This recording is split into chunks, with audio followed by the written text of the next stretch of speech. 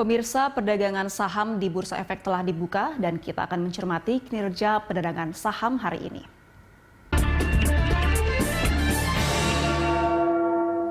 Ya, dan untuk mengetahui pergerakan saham hari ini kita bergabung bersama CEO PTL Koran Vidi Indonesia Investama, Fendi Susianto. Halo, selamat pagi Pak Fendi. Selamat pagi, Anggita. Baik, terima kasih sudah bergabung bersama kami Pak. Pak, ini perdagangan di bursa pekan ini berlangsung singkat ya, hanya 2 hari.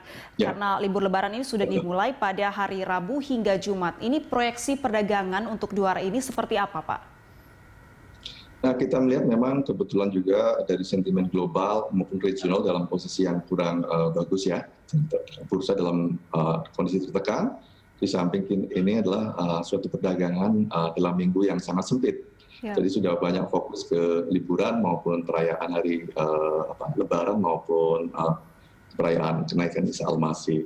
Jadi kita melihat bahwa prediksinya indeks akan lebih banyak tertekan dengan support level berada di 5.830 dan resisten pada di level 6.000. Tapi kecenderungannya lebih banyak menekan menuju ke arah support level ya di 5.830. Terlebih sentimen pada hari ini juga di regional, Nikkei, kemudian Hang Seng, Straits Times ditutup semuanya melemah. Bahkan Nikkei minus 2,7% dengan Hang Seng minus 2,3%. Jadi memang dalam kondisi regional maupun global mengalami tekanan. Jadi kita lihat nampaknya indeks akan lebih banyak pada flat to lower, bahkan ke level tekanan menuju ke level support tersebut. Baik, ini bursa perdagangannya sedang tertekan dan IHSG juga dibuka di zona merah. Ini apakah akan berlangsung hingga penutupan nanti? Kecenderungannya akan berlangsung di sepanjang perdagangan hari ini, karena nampaknya beberapa uncertainty di global juga sedang mengalami peningkatan. Terlebih dengan data rilis non-farm payroll, itu kita lihat tidak sesuai ekspektasi ataupun jauh sekali ya.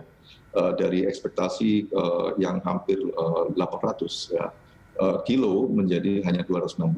Jadi ini menunjukkan bahwa masih belum stable di pasar global ataupun di Amerika Serikat. Ini mempengaruhi pergerakan di bursa seluruh kawasan, termasuk di Indonesia. Dan sentimen yang sedang sedikit ya di Jakarta juga. Kita masih menunggu data retail, sales, kemudian juga ada data inflasi ada di Tiongkok. Namun kita melihat nampaknya ini akan lebih banyak pengaruh global itu serta efek liburan. Itu akan memengaruhi pola transaksi yang mengalami pengurangan ataupun sedikit mengalami wait and see. Baik, dengan kondisi perdagangan pada hari ini sendiri, sikap apa yang sebaiknya diambil oleh para investor? Nah, sebenarnya investor bisa melihat saham-saham yang selektif ya, kesempatan pada saat mengalami tekanan seperti sekarang ini. Jadi artinya dia lebih banyak fokus pada saham yang memiliki nilai fundamental bagus dan secara teknikal juga dalam posisi yang masih uptrend.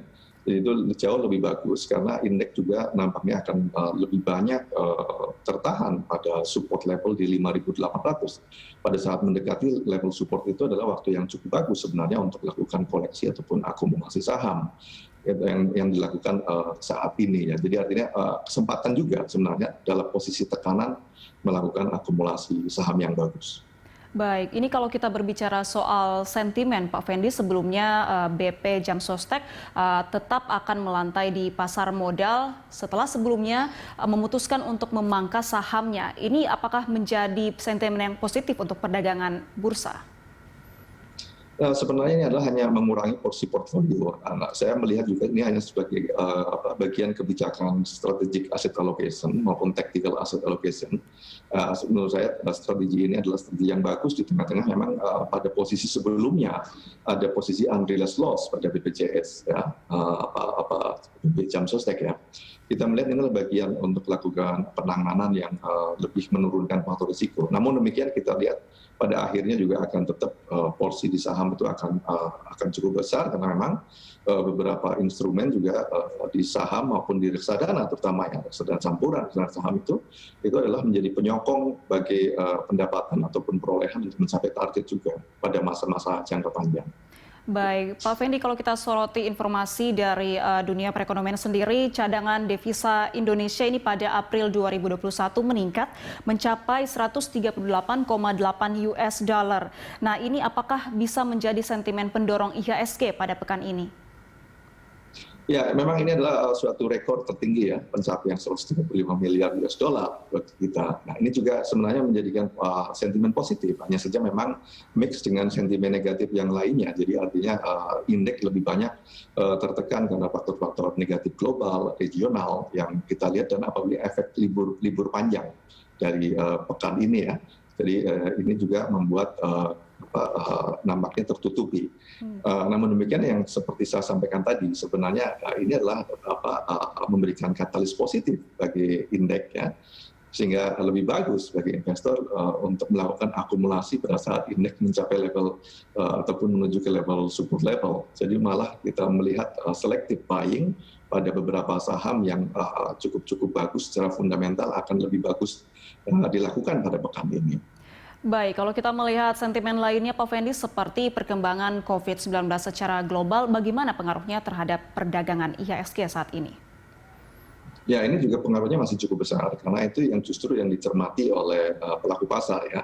Kita melihat seperti kasus di India yang mengalami peningkatan itu menjadi big concern juga bahwa memang nanti kemudian wave berikutnya dari COVID akan tetap membayangi. Namun demikian di Indonesia juga cukup manageable. Kita melihat sampai sekarang misalnya adalah angka positivity rate-nya masih 13,7%, kemudian juga hariannya meskipun masih tinggi tapi jauh mengalami penurunan. Yang terpenting adalah angka recovery-nya atau kesembuhannya juga sangat tinggi ya, 91%. Ini juga menjadi hal positif kalau di dalam negeri. Tapi kalau di global, ini akan meningkatkan uncertainty memang bagi indeks kita dan akan selalu terbayang-bayang untuk perkembangan COVID ini. Baik, Pak Fendi, kita akan lanjutkan pembahasan kita terkait dengan pergerakan sejumlah saham. Pemirsa, rekomendasi saham apa saja yang layak dikoleksi hari ini? Simak informasinya usai jeda, tetaplah di IDX Opening Bell.